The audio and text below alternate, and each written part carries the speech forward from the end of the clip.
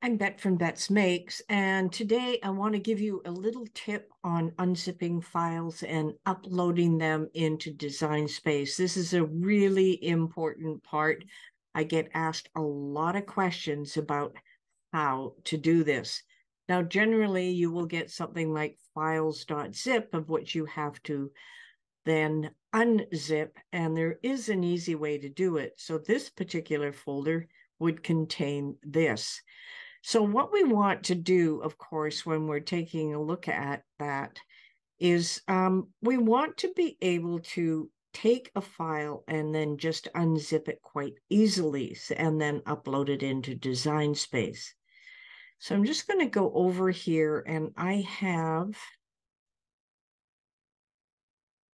a zip file, and let me just back up here. Let me just go back to my downloads here. This is how to unzip and upload a file. I'm just opening it just to see what's inside, and you will be able to do that. Now, on most computers, you're going to see something that says extract all, and that's exactly what you want to do. You want to extract all. So I'm just going to click on extract all. It's going to go into the same folder, how to zip and unzip. So it will also be in my downloads, as you can see, but you can tell it where to go. And that's an important part here, as you can tell it exactly where you want it. Well, I'm going to leave it just like this.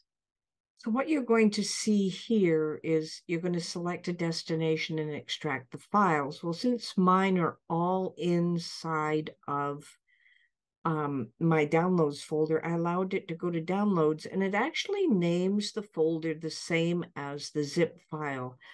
I don't want to make any changes because I want to find it easily. I'm just going to click on extract, and then I will take you over to show you exactly what I see. So I'll click on extract. And I'm going to now come here and show you exactly what I get. Now it just says how to zip and unload. Now this is exactly what we've got. So I'm coming back here, and you'll see that the zip file was named how to unzip and unload a zip file. And this one is how to unzip and upload, and that's the name of the folder. So I'll just double click on this folder, and you'll see that I have a template, I have an SVG, I have all kinds of things here. Now, what we want to do with these, of course, is then go out to Cricut Design Space, and we're going to then go there, and I'm going to come here, and I'm going to click the Upload folder. So now I can just simply upload an image. Now, because I have the window open, I could actually drag it from that folder over, but we're just going to click on Browse. And I'm going to find that folder. And once you browse to find a folder, I'm just going to see if you can see this. Find a folder. No, it doesn't seem to want to make a difference. Okay, what I'm going to do is just double click on the SVG file that I had in there. And all you need to do is double click on the file so that it comes in. It will ask you some questions. I'm simply going to click on upload, and I will have my file right here. So that is all there is actually to doing that.